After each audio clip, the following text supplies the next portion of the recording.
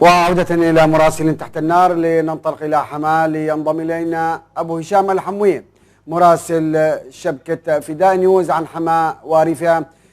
حياك الله أخي أبو هشام الحموي. نعم، بداية السلام عليكم ورحمة الله وبركاته. تحية طيبة لك أخي الكريم وللسادة المشاهدين.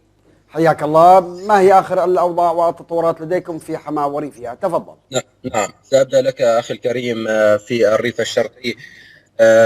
منذ تقريبا ساعة شب حريق ضخم وسماع انفجارات قوية في مستودعات أم طويجية وشهود عيان. أم طويجية طبعا ضمن سيطرة النظام، مستودعات أسلحة.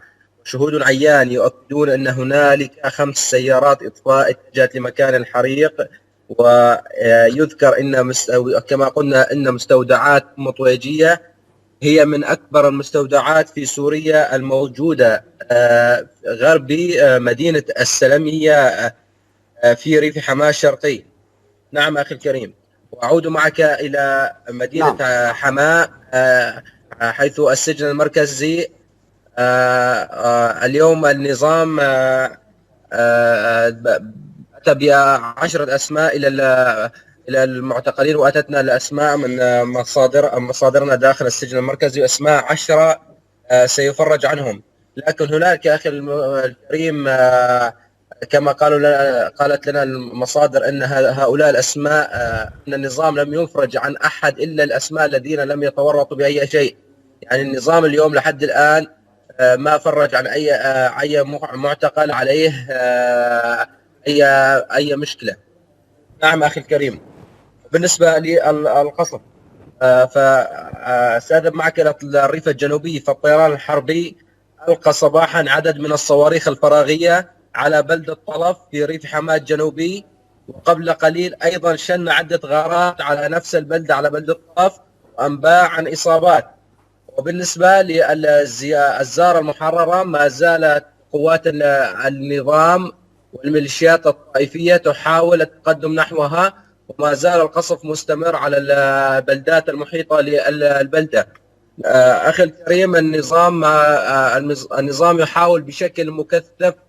لحد هذه اللحظة تسجل أكثر من 250 غارة على بلدة الزارة ومحيطها لمحاولة إخضاع الثوار واسترجاعها، لكن ما زال ثوارنا الأبطال صامدون على هذه البلدة. نعم أخي الكريم، وبالنسبة للريف الشمالي ما زال القصف مستمر. فشهدت بلدات كفر زيتها قصف من قبل الطيران الحربي والراجمات الموجودة ضمن الحواجز المحيطة.